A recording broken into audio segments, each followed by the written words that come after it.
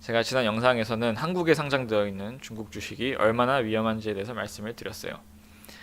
실제로 많은 일들이 지금 있었던 것 같은데 이번에는 어쨌거나 제가 그 중국 본토 주식은 눈여겨볼 만하다고 그 말씀을 드렸기 때문에 중국 본토 주식에 대한 이야기를 준비를 해봤습니다.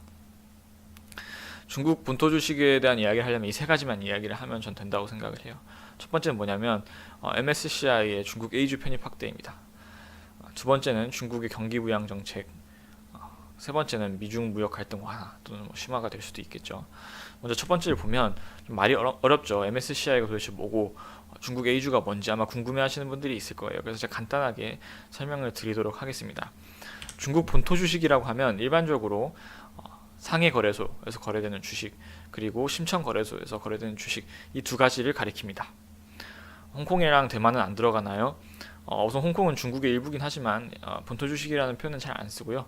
대만 같은 경우에는 저는 정치, 경제, 사회적으로 완전히 독립된 나라라고 저는 생각을 합니다. 그래서 일단 상해하고 이제 심천 이렇게 보면 되겠죠. 상해는 주로 덩치가 정말 큰 국영 기업들 같은 회사들이 이제 상장이 되어 있습니다. 심천거래소는 반면 첨단 산업, IT 기업들, IT 벤처들 이런 회사들이 상장이 되어 있다고 생각을 하시면 될 것 같아요. 각각이 다 A주, B주가 있습니다. A주는 뭐냐면 원래 이제 외국인들이 투자를 못하고 내국인들만 투자를 할 수 있도록 만든 주식이에요. 그래서 당연히 거래화폐는 이제 위안화로 거래가 되고요. B주는 반면 외국인들 보고 이제 투자하라고 만든 거예요. 그래서 이제 달러나 홍콩 달러로 거래가 되고 또 의결권을 보면 이제 A주가 B주보다 많습니다. 이걸 잘 보면 중국 정부가 이제 A주는 경영권 방어를 한 상태에서 이제 산업을 키우기 위해서 만든 거고 B주는 그냥 외국 자금을 끌어들이기 위해서 만든 거라고 보시면 될 것 같아요. 상해거래소는 이제 시가총액이 약 5,500조, 심천거래소는 약 3,700조 정도 됩니다. 이게 큰 거냐? 한국이 2,200조 정도 돼요. 그러니까 두 개 합치면 한국의 뭐 4배 정도 됩니다. 사실 인구수에 비하면 그렇게 지금 시가총액이 큰 건 아니죠. 그런데 이제 그러면 A주를 투자를 못 하느냐? 원래는 못 했었는데 이걸 이제 오픈해주기 시작한 거예요. 처음에는 먼저 이제 기관 투자자들을 위주로 오픈을 해줬습니다. 그런데 근래에 와서 후광통은 조금 됐지만 후광통이라고 해서 후가 이제 상하이를 가리키는 말이에요. 그리고 강이 이제 홍콩을 가리키는 말인데 홍콩을 통해서 상해 주식을 거래할 수 있는 후광통이 열렸고 최근에 이제 홍콩을 통해서 심천 거래소에 있는 주식을 거래를 할 수 있는 성강통이 열렸습니다. 그래서 A주도 이제 거래가 가능하다고 생각을 하시면 될 것 같아요. 간접적으로 이렇게 해서 이제 중국 A주가 뭔지 설명을 드렸고 그 다음에 이제 제가 MSCI 지수에 대한 설명을 드려야겠죠. 이게 이제 모건 스탠리에서 만든 인덱스, 지표이죠. 이게 뭐 최초의 국제 벤치마크라고 하는데 제가 벤치마크도 이제 뭔지 찾아봤더니 주가 투자의 성과를 평가하는 지표라고 합니다. 그러니까 이 지금 MSCI 수익률보다 지수 수익 변동보다 내가 돈을 더 많이 벌면 잘한 거고 그것보다 못한 거면 못한 거죠. 그러니까 그런 거잖아요. 뭐 여러분들이 친구들이랑 이야기할 때 코스피가 20% 올랐는데 친구들한테 가서 나 15% 먹었어 이러면은 친구들이 뭐라 그러냐요. 바보야 나도 먹었어 20% 올랐는데 왜 너는 15%밖에 못 먹었어 이렇게 얘기를 하잖아요. 또 작년 이제 뭐 3분기 같은 경우에는 다 그런 얘기 합니다. 다 같이 시장이 폭락을 했기 때문에 국민연금도 못 벌었죠. 돈을 못 벌었어요 그때도. 그렇기 때문에 이제 야 나는 작년에 뭐 한 푼도 못 벌었어 그러면 안 잃었어? 안 잃었어 이러면 잘했네 이럴 거예요. 수익이 하나도 없어도. 왜냐하면 전반적인 그 주가가 떨어졌는데 나는 이제 돈을 안 잃은 거죠. 그런 거에 용도로 쓰이는 게 이제 벤치마크라고 보시면 될 것 같습니다. MSCI 지수에 대한 자세한 정보를 보시려면 MSCI 사이트에 들어가시면 됩니다. 영어를 좀 하시면 좋고요. 이제 그 MSCI.com에 들어가면 얘들이 발표하는 이런 지표들이 있어요. ACWI, 뭐 USA, 뭐 그다음에 전 세계, 그리고 뭐 유럽, 그다음에 이제 이머징 마켓이 있습니다. 한국은 지금 여기 이머징 마켓에 주로 들어가 있고 중국도 여기 들어가 있어요. 그래서 MSCI에 중국 A주 편입을 확대한다는 건 지금 이머징 마켓에 이제 편입을 한다는 뜻이에요. 이게 왜 이슈가 되고 있느냐? 패시브 펀드가 이동하기 때문이에요. 또 이제 패시브 펀드라는 말을 들으면 어렵죠. 수동적인 펀드라는 뜻인데 일반적으로 펀드는 이제 액티브 펀드하고 패시브 펀드가 있습니다. 액티브 펀드는 뭐냐면 아까 그냥 돈을 넣어놓고 가만히 있는 게 아니라 지속적으로 트레이딩을 하면서 이런 지수보다 더 높은 수익률을 추구하는 걸 보고 적극적으로 이제 한다 해서 액티브 펀드라고 하고, 그냥 이 지수에 따라서 움직이는 게 이제 패시브 펀드라고 해요. 당연히 그래서 MSCI 인덱스를 따르는 그런 패시브 펀드들도 있겠죠. 그 규모가 전 세계적으로 봤을 때 2천조 원 정도 된다고 봅니다. 그러니까 당연히 자연스럽게 중국 A주를 이 포트폴리오 구성에서 확대를 한다 그러면 이 돈이 한국에서 빠져나가서 중국으로 가겠죠. 그 포트폴리오 구성 따라 이제 움직여야 되니까. 그래서 뭐 어떤 사람들은 한국에서 뭐 4조 원 이상의 자금이 유출될 거라고 이제 경고했던 사람들도 있어요. 물론 그대로 움직이진 않지만 어쨌든 그러면 뭐 이게 그 좀 더 자세하게 보면 여러분들이 이 이머징 마켓 인덱스를 좀 보실 필요가 있어요. 지금 상황을 보면 사이트에 들어가시면 MSCI에서 찾을 수 있습니다. 잘 보시면 비중을 볼 수가 있어요. 비중을 보시면 국가별로 또 나와 있고 회사별로도 나와 있습니다. 지금 회사별로 보면은 삼성이 지금 이 전체 그 인덱스에서 세 번째로 3.69%로 엄청 크게 차지를 하고 있어요. 나머지 기업들은 이제 중국이 많죠. 그리고 여기 보시면 국가별로 되어 있는 것도 있을 텐데 여기 있네요. 그 country weight라고 나와 있죠. 여기가 이제 차이나가 32.12%인데 이거를 더 확대하겠다는 겁니다. 심지어 이제 뭐 사우디아라비아도 넣겠다 이런 이야기까지 나와서 한국 그 주가 증시의 위기론이 불거지기도 했었어요. 지금 한국이 2위예요. 13.69%로 꽤 높게 차지하고 있고, 그다음 대만, 뭐 인도, 브라질 이런 식으로 차지하고 있습니다. 그래서 얼만큼 늘릴 건데라고 하면 이제 이게 그 사람들의 계획이에요. 이제 2018년에 이미 조금 늘렸습니다. 그리고 나서 2019년 올해 지금 얼마 전에 또 결정을 해서 지금 그 large cap, 그러니까 시가총액이 큰 기업들을 더 추가를 지금 14개를 추가를 하겠다고 지금 한 거고요. 그 다음 이제 2020년까지 그 큰 시가총액이 큰 종목 몇 개랑 또 미드캡 이제 중간쯤 되는 종목 몇 개를 또 편입을 하기로 지금 결정을 한 상태입니다. 그러다 보니까 이것 때문에 중국 주식이 좀 좋아진다라고 보는 사람들이 되게 많았고, 오늘은 뭐 좀 안 좋았지만 한동안 중국 주식이 꽤 좋았죠. 그런 이유에서 좋아졌다고 보시면 될 것 같아요. 그러면 이 지수에 편입되는 종목이 뭐냐? 당연히 그 지수에 편입이 되면 패시브 펀드에서 이 주식을 살 텐데 수혜를 받지 않겠냐 이렇게 생각을 해서 여러분이 찾아보시려면 되게 쉽게 찾으실 수가 있어요. 그냥 여러분이 사용하는 HTS에 들어가셔서 KB스타 중국 MSCI 차이나 선물 ETF를 검색을 하시면 됩니다.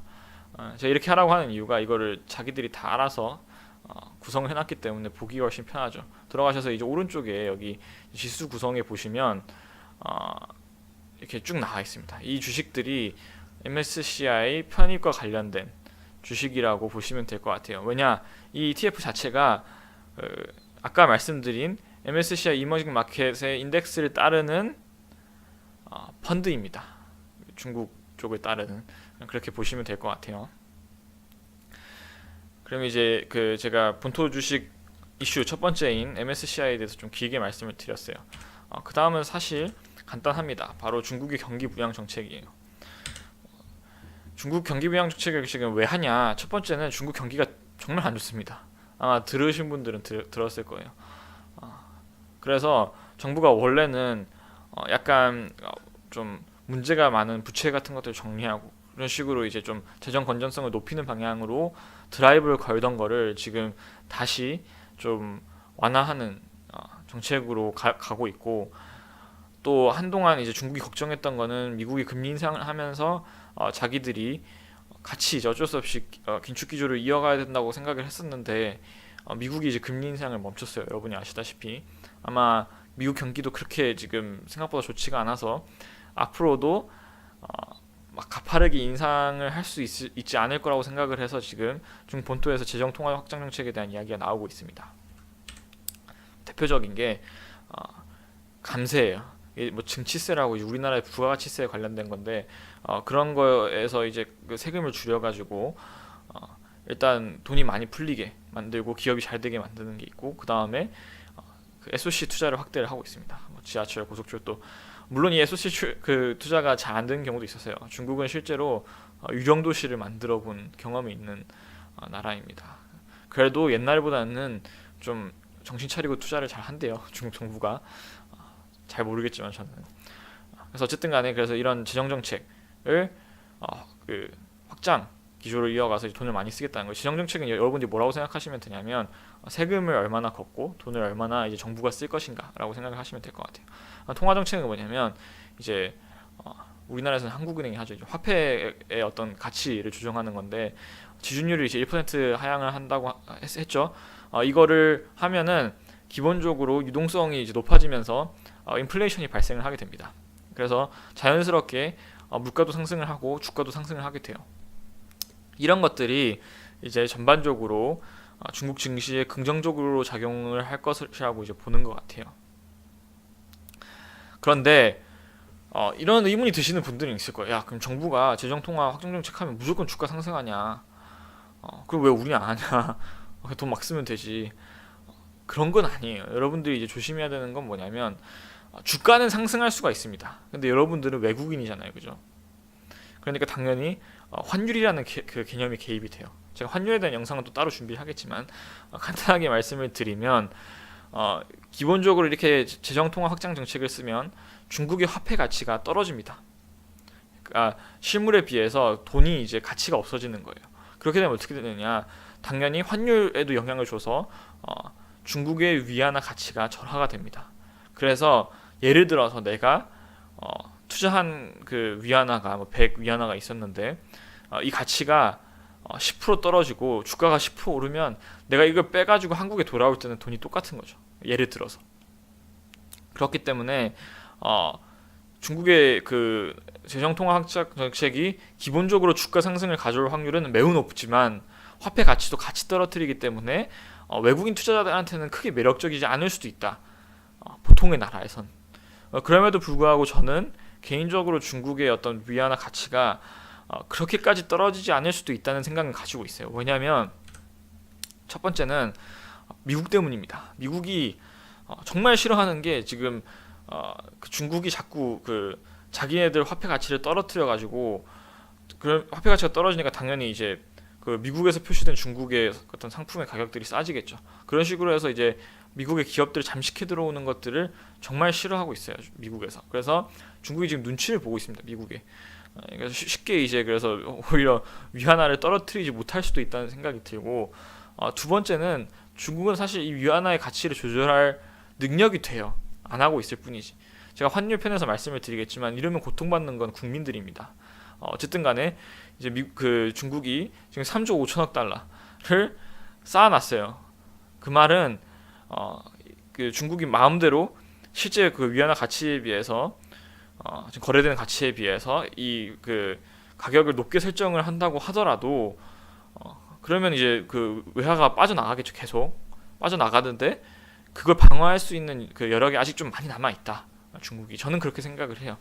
그래서 아마도 제가 뭐 경제 전문가는 아니지만 그 재정 확장 정책의 어떤 속도에 비해서는 위안화 가치가 떨어지는 속도가 그리 빠르지 않을 수 있다. 저는 이렇게 지금 생각을 하고 있습니다. 이제 두 번째까지 말씀드렸고 이제 세 번째인데 미중 무역 갈등이 지금 어떻게 될지 아무도 모르고 있어요. 제가 오늘만 해도 또 뭐 찌라시로 이제 미중 무역이 뭐 터질 거다 이런 얘기가 나오고 있는데 어쨌든 간에 이 합의가 되면 또 중국이 다시 이제 한번 상승 모멘텀이 있지 않을까. 근데 제가 이 미중 무역 갈등 완화의 분석은 하지 않을게요. 왜냐하면 이건 전적으로 미국 정부와 중국 정부 시진핑과 트럼프의 의지에 달린 문제이기 때문에 제가 이거를 뭐 예측을 할 수 있는 영역이라고 생각하진 않아요. 그냥 점을 찍는 정도지. 근데 이제 뭘 할 수 있냐, 제가 이걸 왜 언급하느냐 그럼에도 불구하고 여러분들은 이제 계속 볼 수가 있는 거죠. 그런 소식을 접하면 바로바로 대응을 하시면 됩니다. 생각보다 주식 시장이 빠르게 반응하는 것 같아도 조금 갭이 있어요. 이번에도 그 북미 회담이 깨질 때 조금 갭이 있었습니다. 그 일보 나왔을 때까지만 해도 좀 갭이 있었습니다. 그래서 항상 이 세 가지 이슈에 대해서는 귀를 열고 계셔야 된다. 중국 본토 주식을 할 거면 이렇게 말씀을 드리도록 하겠습니다. 그러면 이제 여러분들이 좀 궁금해하시는 게 있죠. 제가 아까 확인하는 방법은 말씀을 드렸는데 일단 크게 이제 앞에 세 번째는 저희가 무역 갈등을 해결할 수 없는 부분이고 또 그 좀 랜덤한 부분이 있어서 말씀을 안 드리겠지만 앞에 두 가지 첫 번째 MSCI 이머징 마켓 그 지수에 중국의 비중이 늘어나는 거. 두 번째는 이제 중국의 부양 정책 이것들이 있잖아요. 근데 이 각각의 그 수혜를 받는 종목 중에서 좀 소개해줄 종목이 없냐 이렇게 말씀하시는 분들이 있을 것 같아서 제가 다음 영상에서는 중국의 주식 자체 한 종목 두 종목 정도 가져와서 소개를 드리는 그런 영상을 한번 준비해 보도록 하겠습니다.